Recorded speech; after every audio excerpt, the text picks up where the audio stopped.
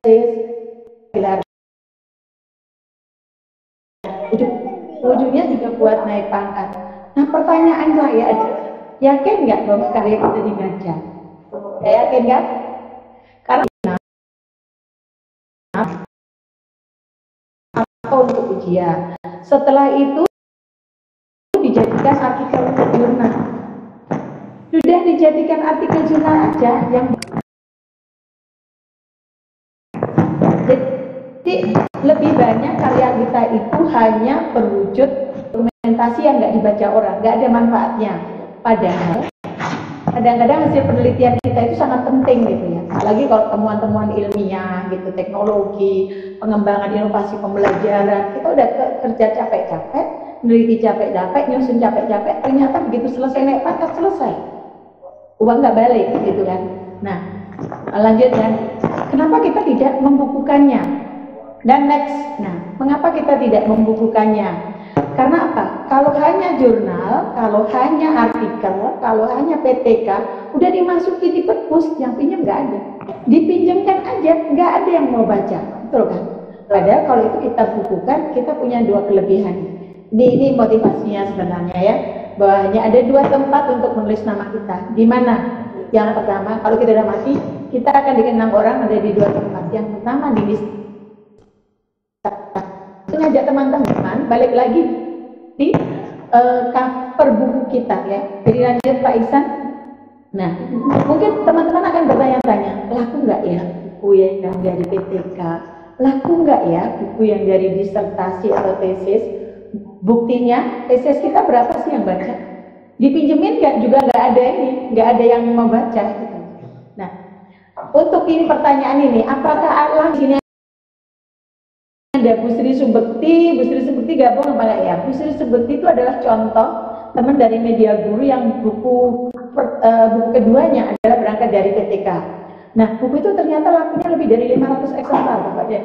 Bisa diperkirakan kan keuntungannya bagi teman-teman yang sudah pernah menerbitkan buku, pasti tahu kalau laku 500 buku, kira-kira dapatnya berapa belas atau berapa puluh, mungkin sudah di atas 20 juta kan. Padahal kalau tidak dibukukan, itu udah nggak ada yang baca, modal kita penelitian nggak balik, ya kan? Jadi insya Allah selama Bapak Ibu nanti memang membukukannya dengan cara yang tepat, maka buku kita akan laku. Nah, sekarang kita masuk mengubah laporan KTI. Di sini saya akan mencoba fokusnya di PTK ya. Yang harus kita catat, yang dimaksud mengubah itu dikonversi. Jadi ada yang diubah, bukan hanya layoutnya. Karena pernah saya waktu pelatihan di Depok dulu, Pusdiklat Depok tahun 2017 ya, itu ternyata ada teman-teman yang berangkat dari tesis, ada yang dari PTK, ya PTK sama tesis asli itu di-layout jadi buku. Nah kalau ini dinilaikan, saya yakin penilainya tidak akan mau menilai Bapak Ibu. Kenapa? Berarti dia double, melakukan dalam tanda kutip nakal ya, karena dia bentuknya tetap KTI sebenarnya, tetap laporan PTK, tetap disertasi, cuma wujud fisiknya jadi buku. Di sini kita akan mencoba melihat, menyadari bahwa mengonversinya bukan sekadar melayout. Nah, sekarang kita coba melihat perbedaannya dulu. Apa perbedaan antara laporan penelitian dengan buku? Yang pertama, kalau laporan penelitian jelas, pembacanya terbatas. Jadi kita sudah pahami ya. Kemudian yang berikutnya, tidak ber-ISBN, jelas. Kemudian yang ketiga, ini pembedanya secara isi, penuh dengan data, lampiran, dan bahasanya baku. Jadi inilah yang membuat laporan penelitian itu tidak nikmat untuk dibaca, karena penuh dengan data angka, penuh dengan lampiran, bahasanya baku, bukan bahasa buku. Nah, kita bandingkan dengan kalau dia menjadi buku. Sebentar. Tolong teman-teman yang mic-nya bunyi itu ya, selain saya dan Mbak Isti, tolong mic-nya di-mute dulu, agak mengganggu. Oke. Itu yang ada anak kecilnya itu enggak? Teman-teman yang ada anak kecilnya yang agak rewel itu ya. Ya, kita lanjut ya. Salam. Lanjut ya. Ya, lanjut silakan. Ya. Berbeda dengan buku Bapak Ibu, karena buku dijual bebas. Buku bisa masuk ke perpus manapun ya, beli oleh orang, maka pembacanya luas. Dia ber-ISBN. Kemudian buku dia akan mengurangi sajian data, terutama sajian data mentah seperti angka, catatan lapangan, kemudian temuan-temuan kecil, dan bahasanya mudah untuk dipahami. Lanjut ya.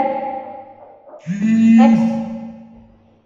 Nah, bagaimana prosesnya? Nanti ini proses awalnya aja, memang kita terbatas waktu ya. Yang pertama adalah mengubah judul.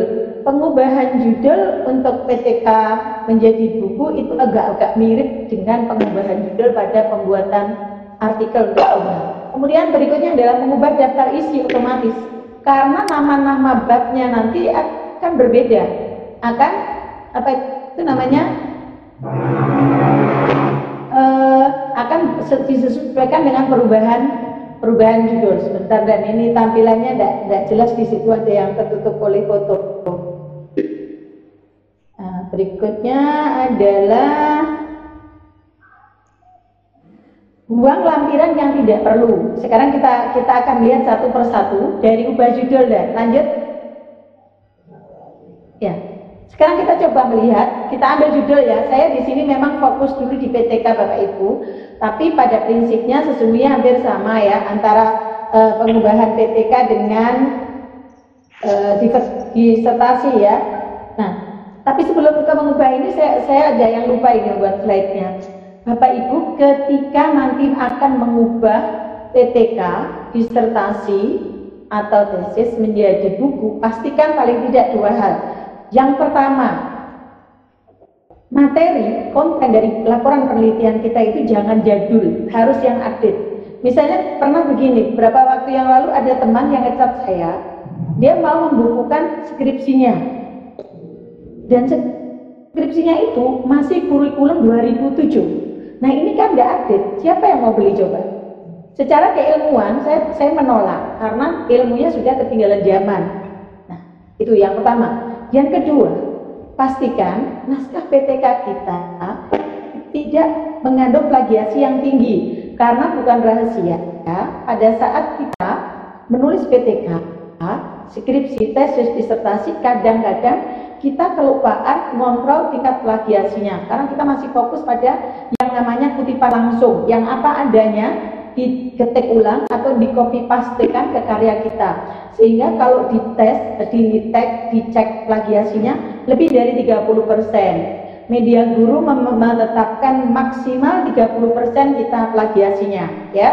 Jadi dua hal itu yang harus Bapak Ibu pastikan sebelum mengubah PTK KTI kita ke dalam buku. Nah sekarang kita akan mencoba ke yang pertama, mengubah judul. Hal-hal yang harus kita hilangkan supaya dia nggak berasa KTI gitu ya. Karena kalau enggak nanti bukunya akan berjudul KTI. Misalnya judul PTK-nya, penerapan model inquiry untuk meningkatkan aktivitas dan belajar IPA. Aktivitas dan hasil belajar IPA siswa kelas 4 SD Negeri 4 Sumber Gede. Nah, di sini yang harus kita buang apa? Yang pertama adalah setting penelitian, itu dibuat. Yang kedua adalah kata penerapan atau pemanfaatan. Sehingga kalau ini kita buang, penerapannya dibuang. Ya. Kemudian siswa kelas 4 SD Negeri 4 Sumber Gede, ini kita buang. Jadi judulnya bisa hanya menjadi model inquiry dalam pembelajaran IPA SD. Jadi kayak gitu Bapak Ibu. Tidak usah kita kasih penerapan, tidak perlu. Jadi tidak perlu kita tambahi untuk meningkatkan aktivitas, tidak perlu. Kenapa? Karena kalau kita sudah ngomong model inquiry dalam pembelajaran IPA, di proses pembelajaran, di kata pembelajaran, include pasti ada yang namanya proses belajar. Ada hasilnya, mungkin di dalam ada aktivitas, mungkin di dalam ada motivasi, mungkin di dalamnya ada minatnya. Jadi kita tulis di judul itu yang umum, payung besarnya saja. Gitu ya Bapak Ibu ya. Jadi itu ada yang kurang ya. Yang nanti saya benahi sebelum saya bagian lagi. Settingnya, kata penerapan, kemudian tadi untuk meningkatnya kita buat. Nah berikutnya lanjut outline-nya tadi Pak. Outline ini berarti kalau kita bicara outline sejatinya pada saat pelatihan menulis buku, outline itu adalah draft daftar isi karena bahasanya kasar. Nah, maka saya tulis di sini adalah outline daftar isi dari laporan PTK. Ya, jadi outline itu kan draft awal untuk nantinya dibuat menjadi daftar isi. Nah, kita coba akan membandingkan Bapak Ibu ya. Laporan PTK biasanya di pendahuluan itu isinya begini. Ya kan, pasti ini latar belakang, rumus masalah, tujuan. Nah, yang Bapak Ibu cek nanti pindahnya ke sebelah kanan hasil konversi diubahnya. Kita tidak lagi menggunakan 1.1, 1.20, lupakan ini bab 1, bab 2. Buku itu sebaiknya tidak menggunakan numbering yang seperti ini. Ini melelahkan dan membosankan. Ini kaku. Nah, sekarang kita lihat Bapak Ibu. Di 1.1 latar belakang ya. Kalau ini judulnya kok judulnya ini berubah ya. Kalau ini judulnya ya, upaya meningkatkan hasil belajar menulis paragraf diskusi dengan foto, media foto dan self correction terbimbing. Nanti bisa dilihat di belakang. Bapak Ibu, latar belakangnya isinya saya beri gambaran singkat ya. Ini latar belakang itu kalau PTK adalah kondisi memprihatinkan, ya kan? Kondisi memprihatinkan dari pembelajaran menulis paragraf deskripsi. Berarti kemudian keputusan untuk mengambil tindakan kelas dengan menggunakan media foto objek wisata dan menggunakan metode self correction terbimbing. Nah, di sini Bapak Ibu ada 3 konsep tidak. Yang pertama adalah menulis. Kemudian ada paragraf deskripsi. Yang ketiga adalah tindakan kelas sebagai upaya meningkatkan proses dan hasil pembelajaran. Nah, Bapak Ibu, berarti bab 1 ini tadi ya, yang rumit ada 1.1 sampai 1.7 bisa kita hanya mengubah menjadi 3 bab. Bisa juga Bapak Ibu langsung hanya menulis 2 bab, misalnya menulis sebagai keterampilan berbahasa. Bisa juga ditambah dengan mengenal paragraf deskripsi. Yang ketiga, tindakan kelas sebagai upaya peningkatan belajar ini boleh ada, boleh tidak. Ya. Tapi permasalahannya begini Bapak Ibu, ya. Ketika tadi kita di bab 1, itu kan biasanya cuma 3 halaman, maka Bapak Ibu ini harus memperluas. Misalnya untuk menulis sebagai keterampilan, di aslinya latar belakang barangkali hanya disinggung 1 atau 2 paragraf. Nah, itu Bapak Ibu perluas.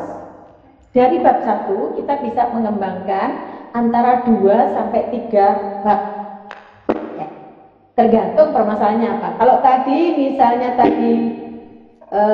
yang IPA tadi, model inquiry dalam pembelajaran IPA, Bapak Ibu bisa membicarakan yang pertama adalah pembelajaran IPA dalam kurikulum IPA SD dan kurikulum 2013. Kemudian permasalahan dalam pembelajaran IPA SD kurikulum 2013. Jadi kita bisa melihat berdasarkan judul, berdasarkan masalah yang kita angkat. Untuk bab 1-nya ya, jadi bisa jadi 2 bab atau bisa jadi 3 bab. Kalau 1 babnya itu sekitar 8 halaman, bab 1 udah dapat 16 halaman. Lanjut dan berikutnya bab 2, sama seperti tadi ya, penulisan 2.1.1 kayak gini, ini dihapus ya Bapak Ibu, dihilangkan model penulisannya dengan buku. Nanti Bapak Ibu yang kita hilangkan dari bab 2 itu yang pasti harus kita hilangkan yang pertama, yang dari bawah adalah hipotesis, kerangka berpikir, kemudian hasil penelitian terdahulu. Nah, bagaimana mengembangkan bab ini? Bab tinjauan pustaka itu tergantung variabel pembelajaran, variabel penelitian kita. Kalau ini kan aslinya upaya meningkatkan hasil belajar menulis paragraf deskripsi, foto, media foto, dan self correction terbimbing. Berarti ada banyak hal Bapak Ibu. Ada pembelajaran menulis, ya. Judulnya bisa bagaimana membelajarkan keterampilan menulis. Kemudian ada paragraf deskripsi. Ini memang ini kurikulumnya kurikulum lama Bapak Ibu. Saya mohon maaf tidak punya PTK yang baru lagi, ya, karena sudah nggak jadi buku. Nah ini nggak jadi guru. Di paragraf deskripsi, kalau saya langsung di paragraf deskripsi, nanti tulisan saya terlalu sempit. Karena kalau paragraf teorinya kecil, singkat ya, nggak sebanyak teks. Nah maka saya mengembangkannya menjadi bab mengenal jenis-jenis paragraf. Kemudian foto sebagai media pembelajaran dikurangan. Biasanya yang namanya PTK itu karena dibatasi oleh jumlah halaman, maka kita kajian teorinya itu langsung menukik. Kalau secara umum sesungguhnya materi ini adalah materi media pembelajaran, sehingga di konversi buku saya nanti saya tidak akan membuat bab foto sebagai media pembelajaran, tetapi ke yang umum yaitu media pembelajaran. Nah, nanti di dalamnya pasti akan sampai kepada salah satunya adalah foto sebagai media pembelajaran. Ini sudah cukup banyak ini. Kemudian yang berikutnya, self correction terbimbing. Belum. Self correction terbimbing ini kan inovasi saya. Jadi saya harus memberikan penjelasan kalau saya kembangkan jadi buku ya. Kemudian ada motivasi belajar. Bapak Ibu bisa di sini satu bab lagi. Kemudian yang terakhir adalah hasil belajar siswa. Jadi ini tinjauan pustaka bab 2 kita sudah bisa mengembangkan 1, 2, 3, 4, 5, 6 bab. Berarti kalau dihitung dengan bab 1 tadi kita sudah bisa mendapatkan 9 bab. Bapak Ibu hitung, kalau masing-masing bab misalnya antara 8 saja, 8 halaman sudah dapat 72 halaman. Kalau padahal mungkin saja ada yang 10 atau lebih. Berarti kan udah lumayan bagus ya. Nah, kemudian berikutnya bab 3 Bapak Ibu. Ingat, ini adalah buku. Kita tidak sedang membuat laporan hasil penelitian, ya kan? Tapi buku. Maka saran saya, bab 3 tidak disertakan, hanya diringkas sebagai pengantar bab 4. Lanjut dan diringkas sebagai pengantar bab 4. Misalnya begini Bapak Ibu. Saya hanya memasukkan ini. Pengantarnya ini masuk bab kalau tadi bab 1-nya itu 3 bab, bab 2-nya 6, berarti 9 bab bukunya ya sudah ya. Berarti kita sudah masuk bab 10. Bab 10 isinya adalah bab 4. Nah, di bagian awalnya bab 4 misalnya, bab 4 itu berarti judulnya menjadi pembelajaran penggunaan media foto objek wisata dan self correction terbimbing dalam pembelajaran menulis paragraf deskripsi, ya kan? Ini judulnya bisa membelajarkan menulis paragraf deskripsi dengan media foto objek wisata. Tapi sebelum tidak, Bapak Ibu dikasih pengantar tadi dan mundur lagi dah pengantarnya dah. Slide sebelum ini. Nah, Bapak Ibu lihat, uraian dalam bab ini disajikan berdasarkan laporan hasil penelitian tindakan kelas yang berjudul, punya Bapak Ibu apa? Dituliskan lengkap. Bisa dipahami Bapak Ibu? Ya, acungan coba kalau udah bisa dipahami ya. Jadi oke. Nah, materi pembelajaran menulis paragraf deskripsi merupakan salah satu materi yang sulit dikuasai siswa dengan baik karena menuliskan deskripsi objek wisata masih lemah, terapkan metode dan media pembelajaran yang dipilih guru belum mampu merangsang motivasi belajar siswa. Nah, ini ditambahi lagi, penelitian ini dilakukan di kelas 10-10 SMA Negeri 1 Batu semester 1 tahun ajaran 2011-2012 dengan jumlah siswa dan seterusnya, sedangkan data kuantitatif dianalisis secara statistik sederhana. Hanya begini aja Bapak Ibu bab 3. Kenapa kalau kita tulis lengkap nanti rumit, jadi menjadi sebuah laporan penelitian. Nah, sekarang kita lihat bab 4-nya. Bab 4-nya itu ada biasanya minimal ada deskripsi awal, siklus 1, siklus 2, kemudian pembahasan. Nah, pembahasan ini sesuai dengan rumusan masalah kan Bapak Ibu. Nah, jadi kita lihat ternyata itu isinya pasti bagaimana membelajarkan menulis paragraf deskripsi dengan media foto tadi yang pertama. Yang kedua, bagaimana prakteknya self correction terbimbing. Kemudian yang ketiga, manfaatnya dalam meningkatkan minat belajar siswa. Kalau misalnya kemudian manfaatnya untuk meningkatkan hasil belajar siswa. Kalau misalnya PTK Bapak Ibu hanya untuk meningkatkan hasil belajar, berarti bab berikutnya hanya manfaatnya untuk meningkatkan hasil belajar. Jadi dari bab 4 kita bisa mengembangkan 1, 2, 3, 4 bab. Ditambah 9 bab tadi sudah 13 bab. Kalau masing-masing 5 halaman itu sudah cukup bagus.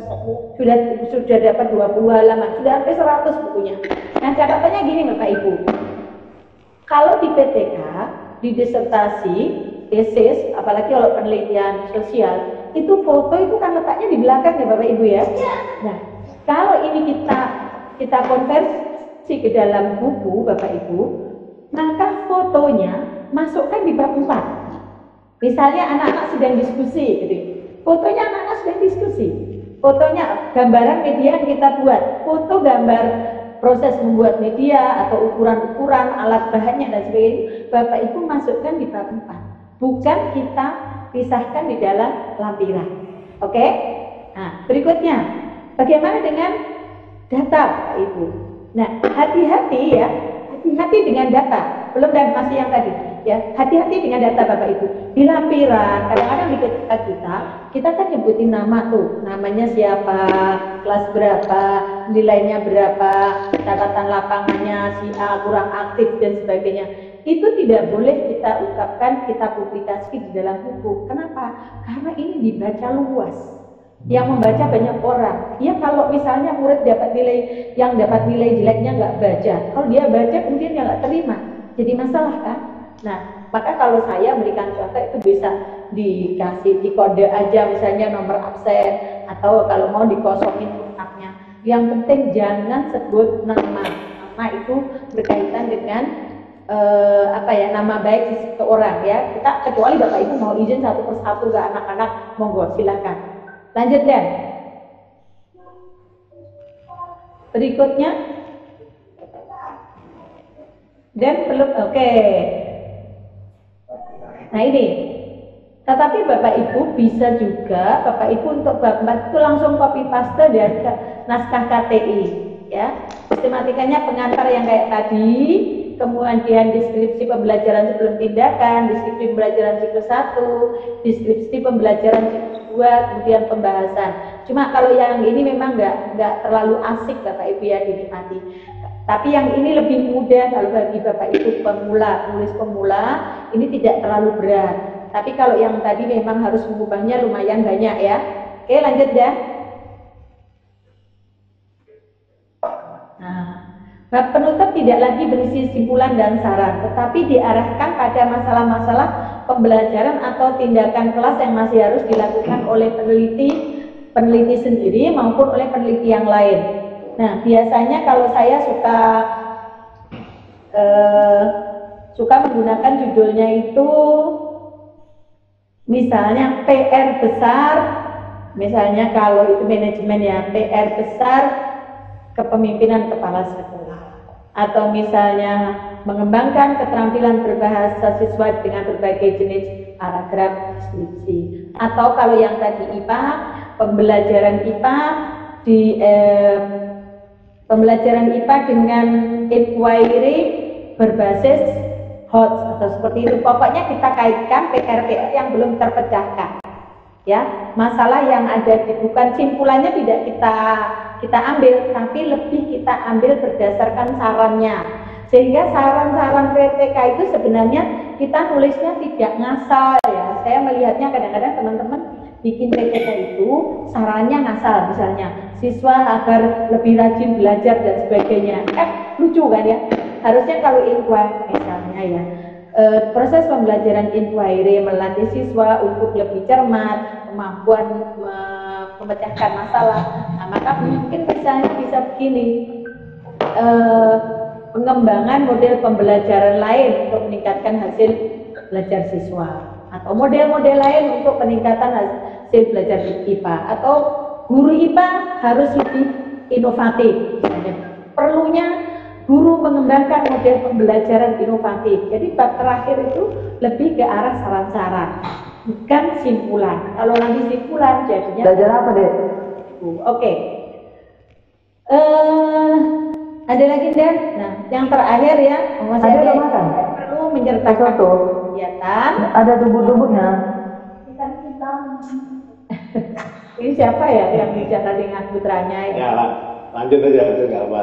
Ya, jadi tidak perlu menyertakan foto kegiatan. Kalau ada tadi dimasukkan di bab 4. Dan ini di bagian hasil konstruksi bab 4. Inilah justru yang akan menjadi kekuatan buku Bapak dan Ibu.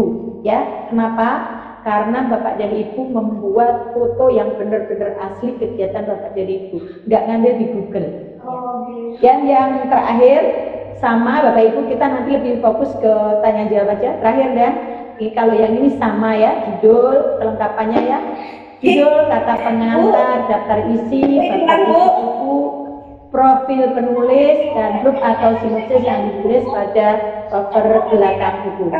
Itu presentasi saya, nanti Bapak Ibu bisa membacanya. Nah, kalau Bapak Ibu ini agak promo, kalau Bapak dan Ibu ingin contoh lebih detailnya, teori detailnya ada di buku ini Bapak dan Ibu. Di sini ada contohnya, satu PTK utuh, satu PTK yang sudah jadi artikel, dan sudah saya ubah menjadi buku ilmiah beberapa kali. Sekarang jadi masuk.